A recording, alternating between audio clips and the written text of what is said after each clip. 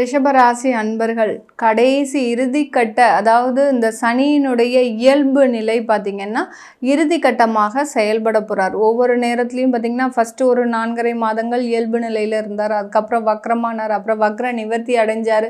சில கிரகங்களோட சேர்க்கை பெற்று இருக்கும்போது அதற்குண்டான பலன்கள் இந்த மாதிரிலாம் இந்த சனியினுடைய பயணங்கள் மிக அதிகமாக இருந்தது கடந்த 2.5 வருடங்களாக.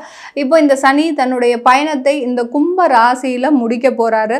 எப்போ முடிக்கிறாரு அப்படின்னு பார்க்கும்போது 29ஆம் தேதி மார்ச் மாதத்தோட முடிக்கிறார். அதுக்கப்புறம் தன்னுடைய பயணத்தை மீனத்தில் நோக்கி பயணிக்க போகிறார். மீன ராசியை நோக்கி பயணிக்க போகிறார்.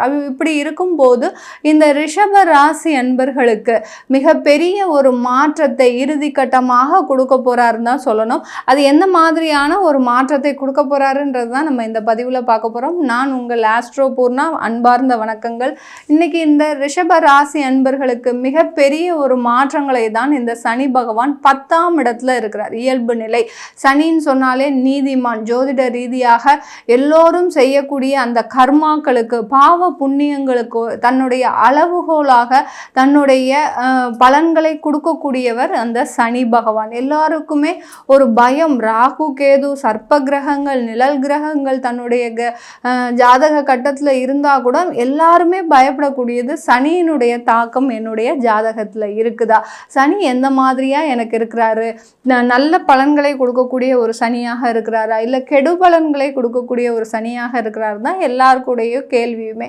சனி பகவான் எந்த இடத்துல இருந்தாலும் நம்மளுடைய பாவ புண்ணியங்களுக்கு தகுந்த மாதிரி தான் அவர் தன்னுடைய பலன்களை கொடுக்க போறார். இப்போ ரிஷபராசி என்பர்கள் கடந்த ஒரு 6 மாதமாக பார்த்தீங்கன்னா நிறைய அவமானங்கள் அசிங்கங்கள், ஏண்டா நம்ம இந்த வாழ்க்கையை வாழறோம், 2024 முடிய போகுதே அப்படின்ற ஒரு நிலைமையே அவங்களுக்கு வந்தாச்சு. அந்த அளவுக்கு மிகப்பெரிய போராட்டங்கள். தன்னுடைய வாழ்க்கையில் எதை இழக்கக்கூடாதோ அதை எல்லாத்தையுமே இழந்து தனிமரமாக தவித்து கொண்டு இருக்கின்ற இந்த ரிஷப ராசி அன்பர்களுக்கு சனி பகவான் இந்த 120 நாட்களில் என்ன செய்ய போறாரு அப்படின்னு பார்க்கும்போது 120 நாட்களில் அந்த 10ஆம் இடத்துல அந்த கர்மஸ்தானத்தில் இருந்து கொண்டு தன்னுடைய பார்வையாக 3, 7, 10 அந்த பார்வை இந்த சனி பகவானுக்கு இருக்கு. அப்படி இருக்கும்போது இந்த ரிஷப ராசி அன்பர்களுடைய ராசிக்கு 12ஆம் இடத்தை பார்க்கிறார். அடுத்து ராசிக்கு 4ஆம் இடத்தை பார்க்கிறார். அடுத்து ராசிக்கு 7ஆம் இடத்தை இந்த சனி பகவான் பார்க்கிறார். இந்த பார்வை தாங்க இந்த 120 நாட்கள்ல செயல்பட போகுது. இதனால உங்களுக்கு மிகப்பெரிய அளவுல ஒரு மாற்றங்கள் இந்த ரிஷப ராசி அன்பர்களுக்கு கிடைக்க போகுது. நிறைய பேர் பார்த்தீங்கன்னா இந்த 120 நாட்களுக்குள்ள நிறைய இடமாற்றங்கள் அமைய போகுது.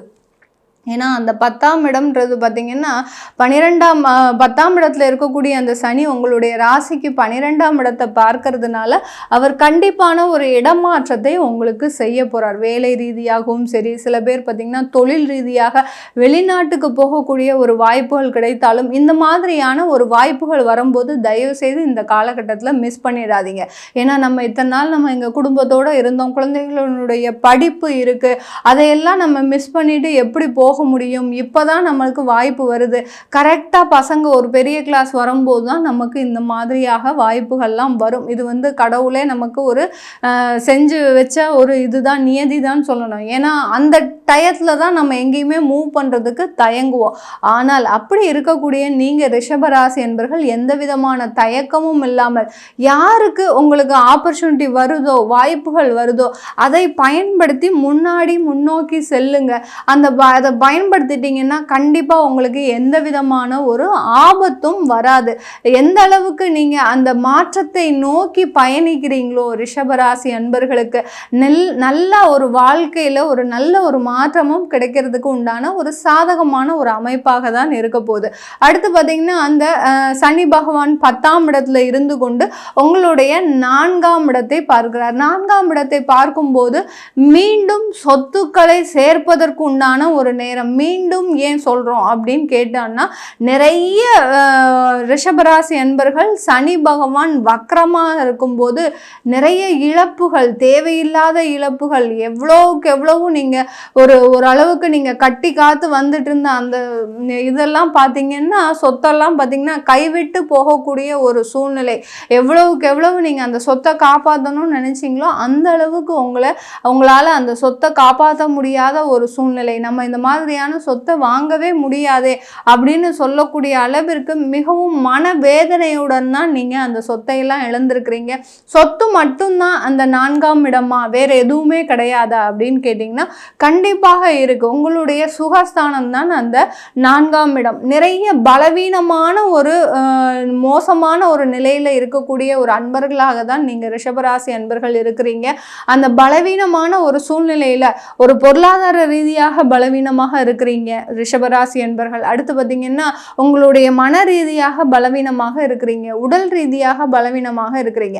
இந்த பலவீனமான ஒரு தன்மையை எல்லாத்தையுமே மீட்டு எடுக்கக்கூடிய ஒரு நேரமாக தான் இந்த 120 நாட்கள் சனி பகவான் இயல்பு நிலையில் இருந்து தன்னுடைய பார்வையின் மூலமாக எல்லாத்தையுமே ஈடுகட்டக்கூடிய ஒரு நேரமாக இருக்க போகுது. எந்த அளவுக்கு ஒரு புத்துணர்ச்சி இல்லாமல், ஒரு மறுமலர்ச்சி இல்லாமல், எவ்வளோதான் செஞ்சாலும் நம்மளுக்கு ஏதோ ஒரு தடைகள் வந்து நிற்குது அப்படின்னு சொல்லக்கூடிய அளவிற்கு நீங்கள் ரிஷபராசி என்பவர்கள் ஒவ்வொரு உணர்வுகளையும் ஃபீல் பண்ணியிருப்பீங்க. அது எல்லாமே மீட்டு எடுக்கக்கூடிய ஒரு நேரமாக தான் இந்த 4ஆம் இடத்தை பார்க்கும்போது 7ஆம் பார்வையாக இந்த ரிஷபராசி என்பவர்களுக்கு ஒரு நல்ல மாற்றத்தை கொடுக்கக்கூடிய ஒரு நேரமாக இருக்கும். இந்த ரிஷப ராசியில் பார்த்தீங்கன்னா கார்த்திகை நட்சத்திர அன்பர்கள் நீங்கள் இருக்கிறீங்க.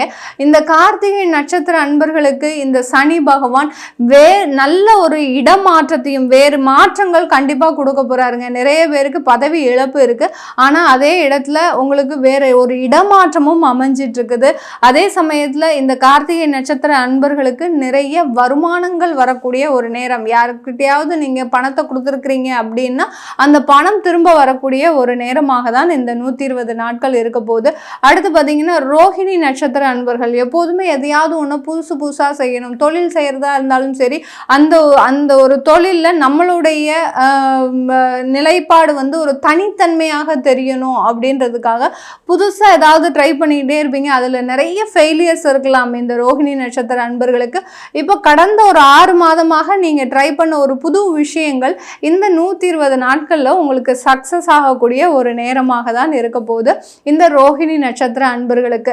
இந்த மிருகஷீரிடம், இந்த ரிஷப ராசியில் இருக்கக்கூடிய மிருகஷீரிட நட்சத்திர அன்பர்களுக்கு இந்த காலகட்டத்தில் உங்களுக்கு நிறைய வழக்குகளிலிருந்து விடுதலை கொடுக்க போகிறார் இந்த சனி பகவான். ஏன்னா உங்களுடைய 7ஆம் இடத்தையும் அந்த சனி பகவான் பார்க்கறதுனால, 10ஆம் பார்வையாக பார்க்கறதுனால நிறைய வழக்குகள் சம்பந்தமாக, சில பேர் பார்த்தீங்கன்னா தொழில் ரீதியாக நிறைய வழக்குகள் இருக்கும், லேண்டில் பிரச்சனை இருக்கும். அடுத்து பார்த்தீங்கன்னா ப்ராஜெக்ட் வர்றதுல ஏதாவது உங்களுக்கு பிரச்சனைகள் இருந்திருக்கும், லீகலாக ப்ராப்ளம்ஸ் நிறைய இருந்திருக்கும் இந்த மிருகஷீரிட நட்சத்திர அன்பர்களுக்கு. அதை எல்லாத்தையுமே இந்த தொழில்காரகனாக இருந்து கொண்டு இந்த சனி பகவான் அதிலிருந்து நிவர்த்தியை தான் இந்த 120 நாட்கள் தரப்போறார். இப்படி இந்த 3 நட்சத்திர அன்பர்களுக்கும் இந்த 120 நாட்கள் அளப்பரிய ஒரு நல்ல ஒரு மகிழ்ச்சியான செய்தியையும் நிறைய வருமானத்தையும், முதல்ல எல்லாரும் எதிர்பார்க்கறது என்ன, என்னுடைய கடன் அடையணும், அடுத்து எனக்கு வருமானம் வரணும். இது எல்லாத்தையுமே கண்டிப்பாக இந்த 120 நாட்கள் சனி பகவான் இயல்பு நிலையில் இருந்து தன்னுடைய 3, 7, 10ஆம் பார்வையாக இந்த ரிஷபராசி அன்பர்களுக்கு நிறைய மகிழ்ச்சியான தருணங்களை தரப்போறார். அதே சமயத்தில் இந்த ரிஷப ராசியில் இருக்கக்கூடிய பெண்கள் பார்த்தீங்கன்னா கொஞ்சம் நீங்கள் ரொம்ப தனிமைப்படுத்தப்பட்ட நிலையில் இருக்கிறீங்க. கணவர் ரீதியாக பிரிந்து ஒரு வாழ்க்கையை வாழ்ந்துட்டு இருக்கிறீங்க. சில பேர் கணவன் மனைவியோடு சேர்ந்து இருந்தாலும் மன ரீதியாக ஒரு பிரிவான ஒரு வாழ்க்கையை வாழ்ந்துட்டு இருக்கிறீங்க. சில பேர் ஒரு வெளிநாட்டில் ஒருத்தர், இங்கே ஒருத்தர், அந்த மாதிரியாக அந்த குடும்பம் ரீதியாக நிறைய ஒரு பிரிவை சந்தித்த அன்பர்களுக்கு, பெண்களுக்கு பார்த்தீங்கன்னா இந்த 120 நாட்கள் பார்த்தீங்கன்னா 7ஆம் இடத்தை பார்க்கறதுனால உங்களுக்கு மீண்டும் ஒற்றுமையாக இருப்பதற்கு உண்டான ஒரு காலகட்டம். கணவன் மனைவி பிரிவு, இது வரைக்கும் விவாகரத்தாக இருந்த தம்பதிகள் கூட இந்த காலகட்டத்தில் சேர்றதுக்கு முழுமையான வாய்ப்புகள் இருக்கு. இது எல்லாமே நம்ம கோச்சார நிலவரப்படி சொல்லியிருக்கிறோம். கோச்சார நிலவரப்படினா பார்த்தீங்கன்னா இந்த கோச்சார கிரகங்களுக்கு தலைமை ஏற்று நடத்தக்கூடிய கிரகங்கள் உங்களுடைய தசாபுத்தி கிரகங்கள். அதனால தான் எப்போதுமே நம்ம சொல்கிறோம், இந்த தசாபுத்தி கிரகங்களினுடைய பலன்களை நீங்கள் ஒரு வாட்டி பார்த்துக்கோங்க. உங்களுக்கு சில மாற்றங்கள் செய்யணும், ஒரு இடமாற்றமே செய்யணும்னு நினைக்கிறீங்கன்னா சில பேர் என்ன நினைப்பாங்க, மேடம் நான் ஃபேமிலியோட ஷிஃப்ட் பண்ணிக்கலாமா, இல்லை நான் மட்டும் முதல்ல போகலாமா, ஏன்னா அங்கே போய் இருந்துட்டு நாங்கள் ஏதாவது பிரச்சனை வந்துருச்சுன்னா திரும்ப என்னால் ஃபேமிலியை ரன் பண்ணுறது ரொம்ப கஷ்டமாக இருக்கும் அப்படின்ற மாதிரிலாம் நினைப்பாங்க. அதெல்லாம் முழுவதுமாக சரிதான். ஏன்னா கோச்சார கிரகங்கள் மாறிக்கிட்டே இருக்கும்போது நம்மளுக்கு 3 மாதத்துக்கு ஒரு வாட்டி சில பலன்கள் மாறிக்கிட்டே இருக்கும். அதனால் உங்களுடைய தசாபுத்தி பலன்களை தெரிஞ்சுக்கணும் விருப்பப்பட்டாலும் உங்களுக்கு ஜாதகம் எழுதணும், குழந்தைகளுக்கு ஜாதகம் எழுதணும், அடுத்து சில பேருக்கு திருமண ரீதியாக ஜாதகம் வேணுன்றவங்களுக்கு PDF மூலமாகவும் நாங்கள் போட்டுத்தரோம். அதெல்லாம் விவரம் தெரிஞ்சுக்கணும் விருப்பப்படுறவங்க கீழே இருக்கிற நம்பருக்கு வாட்ஸ்அப்பில் அப்பாயின்மெண்ட் வாங்கிக்கிட்டு நீங்கள் என்கிட்ட கன்சல்ட் பண்ணிக்கலாம். உங்களிடமிருந்து விடைபெறுவது உங்கள் ஆஸ்ட்ரோ பூர்ணா. நன்றி, வணக்கம்.